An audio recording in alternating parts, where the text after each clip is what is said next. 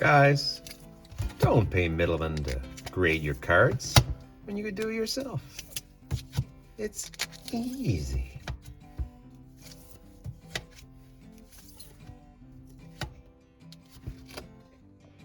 Hey everybody, the long-awaited PSA, how to grade, how to avoid middlemen in Canada. So this video is focused a lot around how to grade with PSA. It's the only grading company that I have experience with right now. So I'm going to give you some summary of how we grade, how we put everything together, and how easy it is, so you don't have to pay a middleman. Now, when you do grade, you do have to consider that PSA sometimes offers deals. Now, the deals are usually offered to people who are members of the PSA group, but if you're just grading a few cards, you do not need to be a member. So I do a quick calculation at the end, and I go through what you should do if you're going to grade some cards, or if you're going to grade over a certain threshold, if it really makes sense for you to buy the membership. The membership does cost money. It's the international membership, so it's not the same membership that you see being purchased in the United States, but a little bit more expensive. You need to grade a few more cards to make it worth your while, but depending on that number, it's worth your while. So let's start out and talk about the grading process. So one of the first things you need to do is you need to make sure that you have an account with PSA. And it's really simple to sign into an account. I won't go through that now. It's really create an email, create a password, and bang, you have an account with PSA. Now, there is extra steps if you want to join the membership. The extra steps are really going to the silver membership and going through and making that purchase. But for now, I'm going to show you what it looks like to not have a membership and to just go ahead and grade. So when you're logged into PSA, you go to the grading section and then you start a card submission. Now I have some old submissions I have for this account. This account does not have a membership. I'm just going to delete these quickly, and then we're going to move on to the process of organizing your cards and creating a submission. Now, as you can see here, we're choosing, of course, Pokemon cards, regular ones, and we're going to go forward with the next here, and then you're going to see the different options you want. Now, we are going to just do no autograph authentication. This is the pure grading. There's lots of different options you can choose from, but for now, we're just grading our card. As you can see, I don't have a membership. These are the prices right now at PSA for grading various types of cards. Pokemon is going to be $19.80 to present, and it's going to be $25 a card. Now, if you have a membership, that changes things. You can see this value bulk down below. That's only $19 a card. So if you have a membership, it's cheaper per card to grade. But the membership's not cheap. So we'll go into that later. Now, the next part about finding out or creating your submission is to find the card in PSA's system. This is a really important step because if it's all correct, then it gets through the process quicker. If you make errors, then PSA does not like that, does not grade your cards in a timely manner. Now, this is a tricky step. It's not, well, it's probably the most trickiest step is to find your cards. Now, you'll see I have a Radiant Charge-A-Bug that I want to get graded. No, not really. It would be a junk slap. But I got I'm looking for the Charge-A-Bug, and I spelled it wrong. I'm not seeing it in the list. Now, when you're finding your card, looking for Pokemon cards, there's a very specific format that PSA follows. Usually it's the year, and then Pokemon, and then the set, and then you get into the name of the card. Charge-A-Bug, we're finally seeing it, right? We now see the Sword and Shield Crown Zenith Radiant Charge-A-Bug. And if you put in, 2023 Radiant Charge-A-Bug, you eventually get down to the one you're looking for. This one's from Crown Zenith. Now, declared total value, that's really the declared raw value. And this gets into the place where it says $4.99 minimum. I mean, unless you're sending in a $500 raw card, most times you're just going to give it like the raw value for that particular card. And I would assume near mint, of course, because why send in junk cards? So here's a case where I'm typing in exactly the card that I'm looking for. I'm using the Pokemon Sword and Shield, then the set name, and then I could put in, my Galarian Gallery number and find my Full Art Luminium. So becomes much quicker when you can find the card you're looking for. Now, the other thing is when you're looking for specific cards, you have to watch the language. So they don't call them English, but any other language, Spanish, Japanese, they'll call it out. So I'll enter this last card for the submission. I'm not going to really submit this. I'm just going to do this for our benefit. Next up, we're going to type in the name of a Japanese card.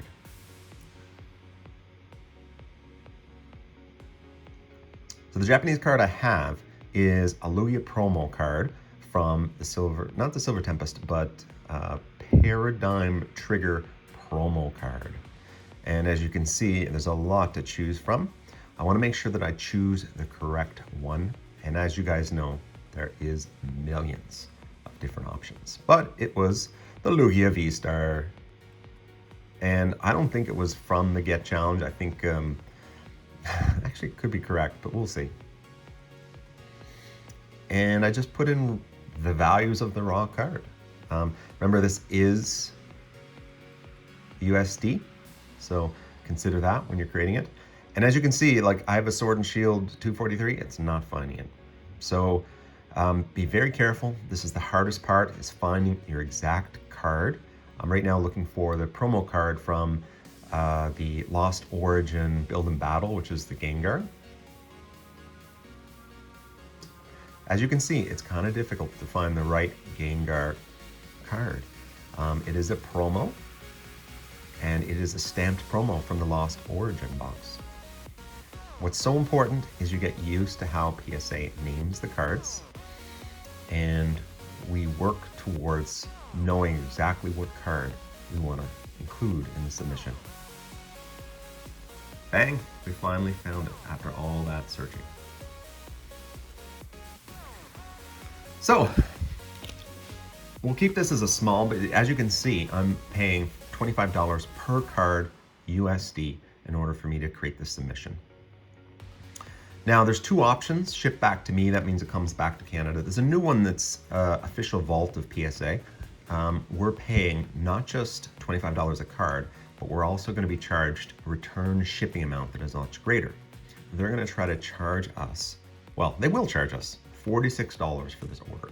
So one of the things you want to do is make sure that the order has a good high number of cards in it. Otherwise, you're going to be paying a lot in order to get them shipped back to you. Now, there's payment options, but as you go through and you confirm your submission, you eventually get to this page. And this page is useful for actually packing. There's a few things you need to know when you're packing up your things. You're going to need to print these documents to include in your submission. Some of the barcodes need to be printed out, pasted to the outside of your submission, and you need to use multiple copies and send it in. As you can see, we're printing out the documents that we need in order to do the submission. The documents will list all the cards that we've submitted and in a very particular order. The order is important when submitting to PSA. As you can see, there's all kinds of instructions on what to do for the submission. What's important to use, you need to use semi-rigid plastic card saver brand, or card savers that are compatible with PSA submissions. Do not use top loaders. Make sure you follow the rules. It's very important. Otherwise, it'll take forever for you to get your submission going. The next thing, let's go through what we need to do in order to pack everything up correctly for PSA. And I have some cards, and these are the cards that I was listing, in these semi-rigid card holders, as you can see. So what's important when you're submitting is the card should be in a very clean sleeve, not one of your old dirty sleeves that you got the card in. Clean sleeve and inserted gently. Make sure you take a look at your cards, and if there's any fingerprints or anything like that, you can use a very soft cloth. This is the kind I use for my glasses. And just make sure if there's a fingerprint or a mark that you look at the card over and make sure that there's nothing that's going to get in the way of confusing the grader. The next part is taking a look at the output of the documents that you printed. So we have first this barcode that we need to cut out and put on the top of your outside of your packaging. And then we have the submission forms. One you keep and two goes in the package to PSA. As you can see, there's a specific order. So the first thing we need to do is the charge bug on front, the Luminion, then the V-Star, and then finally we put on it the Gengar Hollow. Now, the directions next are for you to put those inside of rigid cardboard. And then inside that rigid cardboard, they want you to contain the rigid cardboard. They want you to contain the rigid cardboard with elastic bands. PSA must have so many elastic bands and so much cardboard going through their shop. I sometimes imagine that maybe they have like a big elastic band ball. Just, it gets bigger and bigger with every PSA submission. But anyway, yes, rubber bands secure the card savers inside your plastic in the order. Voila, time to package it up. Now, what I like to do is I like to secure my cards wrapped in plastic, basically in bubble wrap, to make sure that they're completely safe as they make the trip. So card savers, cardboard, plastic bubble wrap, and then I fill up the box so that that box is not going to bump around. Then you have to put in the 2 forms that do go to PSA. Put that inside the box so that they have the 2 copies that they need. 1 copy you can keep for yourself, and then you seal up the box as best you can. Forgive me, I'm using an old box for this demonstration.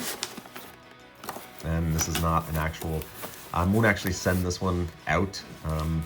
Looks kind of a rough looking box, but again, put your box together and voila, the submission is done.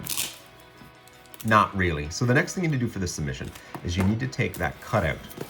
That barcode needs to be cut out and placed or affixed to the outside of your submission box. That's because when they're receiving that submission, they'll need to be able to scan that barcode and quickly determine that you've submitted your order. In PSA's website, when they scan this, that's when you'll get a notification saying that your order has been received. That's the first milestone in the PSA submission process. So affixed to the outside of your box. Feel free to be a little bit more precise with your scissors. This one is done for the nature of expediency. And voila, that's the start. Now the next thing you want to do is you need to send this to PSA. So when you're sending this to PSA, you're going to have to likely use an insured shipper. I use Canada Post. The reason I use Canada Post is because that's what I'm most familiar with. You can send via courier, but I choose to send via Canada Post. So here we go, a demonstration, a proper shipping label for Canada Post.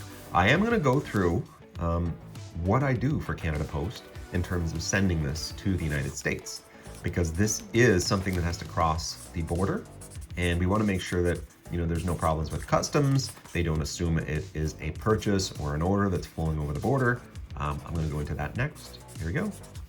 Next up, we have the setting up of the package inside of Canada Post. Now, I'm using the Poke Chalet's Canada Post account. I do have some better rates because I am a small business. But what you're going to be doing is sending this to the PSA submission location, and that's CU receiving, and of course the company's PSA. But then it's Post Office Box 61880, Newport Beach. And of course I use the phone number that they provide on the website. I give the details of the box, and then I get an estimate how much it's going to be to send to the United States. Make sure you use track package for your own well-being. And then also make sure that you fill out all of the customs information. And if you want these cards back, if it fails to send there.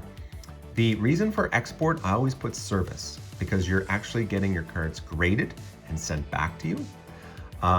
It's an important piece of the puzzle, I believe.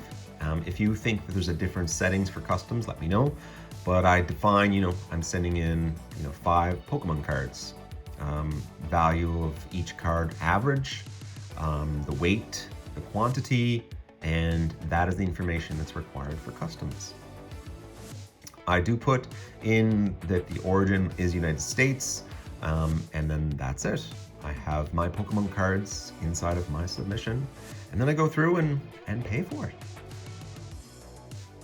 It is not cheap, but it's a lot cheaper to send to the United States than it is to ship within here in Canada. So that's the whole process, guys. You have to make sure you have a PSA account, then you have to make sure you put in all the correct cards.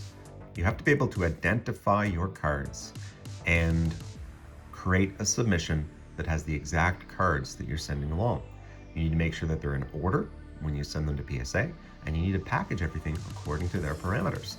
That way, your submission goes through the PSA process as quick as possible. The big decision point is, do I get a membership with PSA or do I not? There are different prices depending on whether you're a membership and able to use the deals or if you are just submitting a small number of cards. If you do a submission and you join the membership, your cost per card per grade is going to be about $35 per card. That is expensive to submit your cards. Now, what happens after you start submitting more and more is that average cost to grade goes down. So by my calculations, if I submitted over 35 cards, that makes the membership worth it, because I start to see that my cost per card using the membership amount, using the special, actually becomes less when you include the consideration of the membership. And the other things to consider too is try to do larger submissions. If you're doing a bulk, you do have to send in 30 cards. But if you're sending in that many cards, you're automatically seeing the returns on that initial membership to PSA. Upcoming videos, we're going to talk about what we think is worth submitting, mostly for making sure that we have a really great slab in hand. Slabs that are desirable, not junk slabs. That's one of the main reasons we only use PSA. I consider many of the CGCs, I guess it's personal preference, but many CGCs are junk slabs. Same with Beckett, unless it's a perfect card. I wouldn't recommend using Beckett. PSA is the way to go. It's a beautiful, well, I wouldn't say it's beautiful, but I would say that it's probably one of the more desirable slabs, because people who have cards have PSA slabs, and people don't really like to mix and match with the different CGC and PSA and Beckett. Most Pokemon collectors are going to prefer that PSA slab. And please don't slab everything. Only slab cards that deserve it. Cards that are desirable, cards that are unique, cards that have meaning to you. Find out the parameters we use to decide when to submit a particular card and what cards we do or don't submit, as well as pre-grading. Pre-grading is an important part of submission. You don't want to get a bunch of 9s and 8s and 7s back. You want to keep your 10 ratio as high as possible, especially if you're grading modern. Let me know if you have any comments or questions down below. Looking forward to hearing from you. Till next time, thank you very much.